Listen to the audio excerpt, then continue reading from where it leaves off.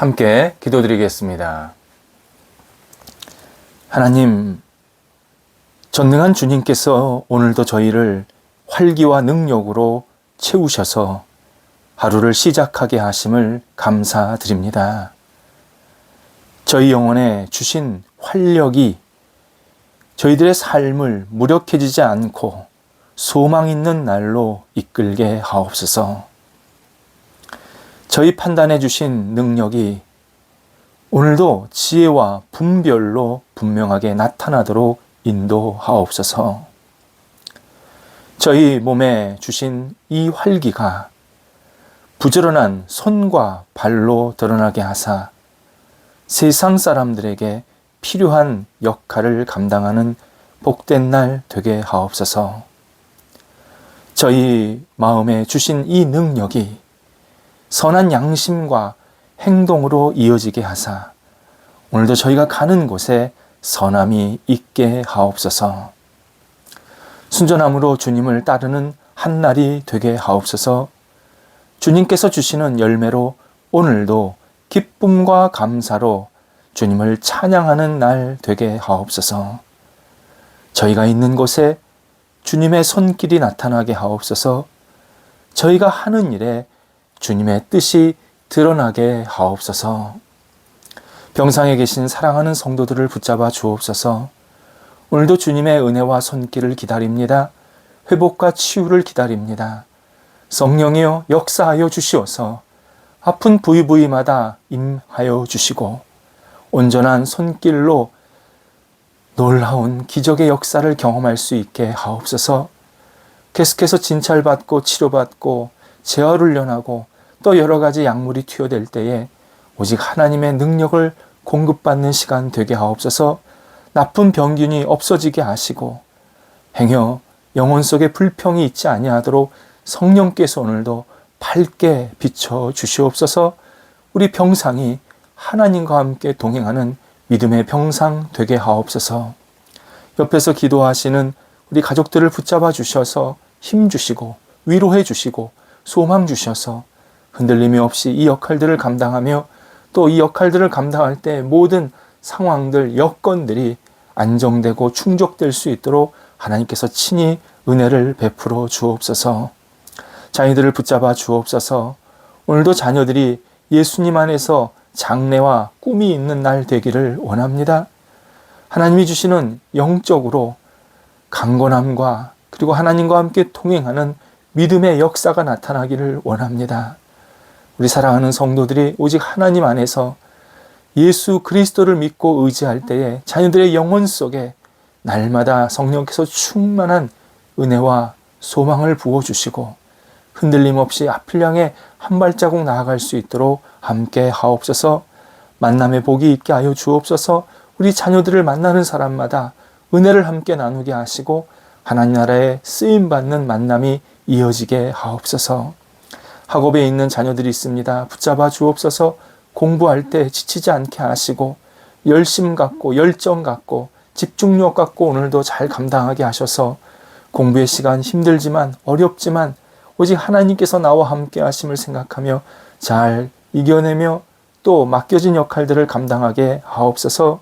시험을 앞둔 자녀들도 붙잡아 주셔서 시험 공부할 때에 하나하나 잘 준비되게 하시고 논리력과 이해력을 가지고 공부할 때마다 잘 깨닫게 해주셔서 시험 치르는 그리고 시험을 앞에 두고 있는 모든 과정들이 오직 하나님이 주시는 은혜로 채움받고 잘 감당할 수 있는 하나님이 역사하시는 시간들 되도록 함께 하옵소서. 오늘도 일터를 붙잡아 주옵소서. 가게, 직장, 사업처, 학교 그리고 가정들을 붙잡아 주셔서 속해 있는 모든 성도들의 일터가 하나님이 주시는 능력으로 아름답게 세워지는 터전되게 하여 주시옵시고 주님과 함께 동행하면서 하나님이 기뻐하시는 일터가 되도록 함께 하옵소서. 손대고 계획하는 일들이 형통하게 하시고 좋은 결실들이 많이 맺힐 수 있게 하옵소서. 거래와 투자 하나님 앞에 모든 것을 내어 맡깁니다. 좋은 사람 만나게 하시고 투자처와 투자 받는 모든 과정들이 순적하게 잘 진행될 뿐만 아니라 이 일로 인하여서 하나님 나라에 크게 쓰임받게 하시고 또 맡겨진 역할들에 주의 주시는 은혜와 복임을 고백하며 감사의 고백을 드릴 수 있도록 함께 하옵소서. 계획과 또 여러 가지 추진하는 일들이 있사오니 하나님께서 선하게 이끌어 주셔서 그 결과도 주의 은혜 가운데서 잘 생기게 하시고, 또 지금 계속 결과 기다리는 분들도 계시오니 하나님이여 역사하여 주시어서 주의 뜻을 이루는 결과들이 생길 수 있게 하옵소서. 출타하는 성도들 붙잡아 주옵소서. 오늘도 외부로 나가고 다시 또 들어올 때에 하나님께서 선한 발걸음 되게 하시고 맡겨진 역할들을 잘 감당하며 하루를 충실하게 잘 보내고 돌아오실 수 있게 하옵소서. 하나님, 선교 사역에 나가고 있는 우리 사랑하는 자녀 있사오니 붙잡아 주셔서 주님과 함께 동행하게 도와주시옵시고 맡겨진 선교를 잘 감당하고 돌아오게 하소서. 건강 지켜 주시옵소서. 오늘도 우리 성도들 기회 주신 것 잘 받아들이고 그 기회를 잘 활용하는 날 되기를 원합니다. 성도들이 가는 곳곳마다 하나님이 주시는 은혜를 나타나게 도와주시옵시고 주신 기회가 하나님께 크게 쓰임받는 시간들로 채워지도록 역사하여 주시옵소서. 예수님의 이름으로 기도드립니다. 아멘. 오늘 우리에게 주시는 하나님의 말씀은 신약성경 마태복음 7장 12절 말씀입니다. 신약성경 마태복음 7장 12절 말씀입니다. 살아계신 하나님의 말씀을 봉독합니다. 그러므로 무엇이든지 남에게 대접을 받고자 하는 대로 너희도 남을 대접하라. 이것이 율법이요 선지자니라. 아멘. 아로요, 여성인데요. 지난 2001년부터 2010년까지 필리핀의 대통령이었던 인물입니다. 신실한 기독교 신앙인이라고 스스로 밝혔습니다. 그녀는 매우 차분하고 온화한 성격을 가진 사람으로 알려졌고, 그가 임기 때까지 그러니까 거의 10년 정도의 임기를 정말 열심히 백성들을 위해서 아름답게 헌신했다라는 것이 필리핀 백성들, 국민들의 일반적인 평가입니다. 그가 임기 끝날 때쯤에 한 인터뷰에서 이런 말을 했습니다.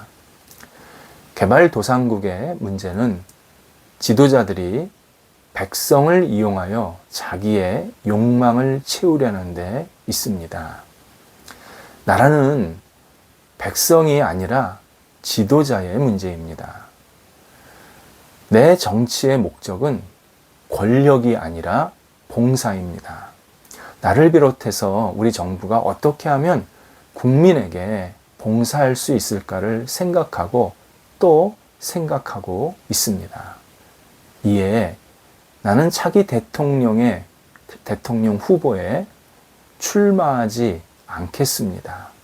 나보다 더 봉사를 잘하는 사람이 있어야 하고 있기를 기도하면서 나는 길을 비켜주려고 합니다. 이렇게 멋진 말을 했습니다. 그녀는 정말 백성들의 눈으로 자기의 역할을 찾고 있었습니다. 당연히 백성들이 그를 지지할 수밖에 없었습니다. 인간의 성공에는 특권, 권력, 명예, 부 이런 다양한 혜택들이 자연스럽게 따라옵니다. 그리고 이 혜택을 어떻게 사용하느냐에 따라서 그의 인격과 인간관계가 드러나게 됩니다. 유명세를 통해 개인의 욕구를 채우는 데 사용할 수도 있고 남에게 모범이 되는 일을 할 수도 있습니다. 결정권을 통해서 남을 해롭게도 반대로 남을 이롭게도 할 수도 있습니다. 물론 어떤 선택을 해도 법 테두리 안에서 그 사람은 대부분 보호를 받게 됩니다. 물론 그렇지 않은 경우도 있지만 본인이 가진 권한이 그래도 있기 때문에 그 권한 안에서 보호를 받게 됩니다. 하지만 본인이 한 선택이 진짜 올바른 길인지 또 정당한 일이었는지 그것은 별개의 문제입니다. 법이 좋다고 해서 그게 옳은 건 아닙니다. 그것은 분명히 이것이 내가 아니라 상대방에게 정말 도움이 된 일이었는지를 생각해야 그것이 진짜 정당하고 옳은 일로 평가를 받게 됩니다. 그래서 혜택과 선택, 이 두 가지는 톱니바퀴처럼 맞물려 있습니다. 물론 그 결과도 언제나 다릅니다. 우리는 선택을 할 때 타인의 시각으로 선택하는 습관을 가져야 합니다. 물론 나를 제외한 선택을 한다. 그것은 불가능한 일이지만 적어도 나만을 위한 선택이 돼서는 안 되게 해야 합니다. 이때 그냥 타인이 아니라 힘든 형편, 어려운 사람에 있는 타인의 눈으로 선택할 줄 알아야 합니다. 이유는 누구나 어려운 환경, 아픈 상황, 노약자의 처지, 외로운 마음에 처할 수 있기 때문입니다. 나는 그런 일이 당하지 않을 거야. 아무도 그렇게 장담할 수가 없습니다. 내가 연약하고 힘든 형편에 들어갈 수 있기 때문에 늘 내가 먼저 평소 때 그런 사람들의 마음으로 내가 할 수 있는 선택을 하는 것이 필요합니다. 우리는 자신을 평가할 때 내가 할 수 있다라는 미래에 대한 자신감으로 스스로를 평가합니다. 하지만 다른 사람을 평가할 때는 내가 이미 했던 것을 기준으로 평가하는 경향이 있습니다. 그러다 보니 자신을 평가하는 점수는 늘 후합니다. 그리고 열려 있습니다. 하지만 남을 평가하는 점수는 늘 박합니다. 닫혀 있습니다. 같은 기준을 사용하지 않습니다. 그래서 우리가 성숙한 선택을 하려면 나와 남에게 똑같은 기준을 대야 합니다. 나아가 타인의 처지에서 타인을 이해하고 받아들일 줄 알아야 합니다. 이것만 실천해도 인간관계의 대부분의 문제는 해결이 됩니다. 약속 시간에 늦은 사람이 헐레벌떡 막 이렇게 뛰어가는데 누군가 그에게 길을 물어본다면 그 사람은 당연히 거기에 대답을 쉽게 해줄 수가 없습니다. 자기도 바쁘기 때문입니다. 그런데 우리는 대답하지 않으면 불친절하다라고 오해할 때가 있습니다. 그 기준이 나한테 있기 때문입니다. 오늘 본문은 황금률이라고 하는 아주 유명한 내용입니다. 다양하게 적용할 수 있지만 오늘은 관계성 속에서 우리가 다시 한번 생각해 보려고 합니다. 예수님께서는 매우 중요한 인간관계의 원칙을 우리에게 오늘 말씀을 통해서 알려주십니다. 내가 타인에게 대접받고 싶은 대로 내가 먼저 타인을 대접하라 말씀하십니다. 이것은 소극적으로 선택하지 말고 적극적으로 선택하라는 뜻입니다. 그리고 그 기준은 내가 대접받고 싶은 그대로 남을 대접하라 이렇게 말씀을 하십니다. 이 말씀은 두 가지의 의미가 들어 있습니다. 먼저 적극적으로 상대방의 입장이 되어보라는 뜻이 담겨 있습니다. 다른 사람이 싫어하는 일을 하지 않는 가장 좋은 방법, 그것은 나 자신이 상대방의 입장을 이렇게 생각하는, 상대방의 입장이 돼보는 그러한 태도에 있습니다. 지금은 전자식으로 바뀌어서 웬만하면 이런 일이 생기지 않습니다. 근데 과거에 항공사에 있어서 가장 큰 골칫거리가 수화물 분실이었습니다. 일일이 사람이 하나하나 이렇게 태그를 붙여야 했기 때문에 참 어려웠는데요. 그래서 너무 많은 승객의 수화물들이 분실되다 보니까 정말 승객들이 굉장한 고충과 항의가 있었다고 합니다. 어떨 때는 내 물건이 어디 딴 나라 가기도 있고 또 어떨 때는 내 물건이 내 집에서, 그러니까 내 고국에서 떠나지 않은 채로 있는 그런 모습들이 참 많이 있었다고 합니다. 그런데 이 문제를 가장 먼저 해결한 항공사가 AA, 그 아메리칸 항공사라는 유명한 항공사라고 하는데, 비결은 간단했다고 합니다. 회사에서 각 지역과 나라에 나가 있는 항공사 책임자들을 수시로 본부로 불러들였다고 합니다. 이때 책임자들은 자신의 수화물도 자주 잃어버리는 경험을 하게 됩니다. 뭐 예외가 어디 있겠습니까? 그리고 나면 그 책임자가 있는 지역에서 수화물 분실 문제가 현저히, 정말 현저히 적어졌다고 합니다. 자신이 수화물을 잃어버리다 보니까 그 마음이 어땠는지를 느꼈다는 겁니다. 그래서 꼼꼼히 승객들의 수화물을 점검해줘서 절대 실수하지 않도록 이렇게 최선을 다하게 되어서 결국 그 승객의 짐들을 그 항공사에게 맡기면 비교적 안전하게 다 도착하게 되었다고 합니다. 예전에 바둑을 잘 두시는 분에게 들은 이야기입니다. 자신은 바둑을 둘 때 가끔 일어나서 뜬금없이 상대방의 옆자리에 앉는다고 합니다. 그래서 상대방의 자리에서 자신이 바둑 둔 것을 이렇게 본다고 합니다. 그러면 자신이 어디에서 실수했는지, 그 다음 수를 어떻게 두어야 하는지 훨씬 잘 보인다고 합니다.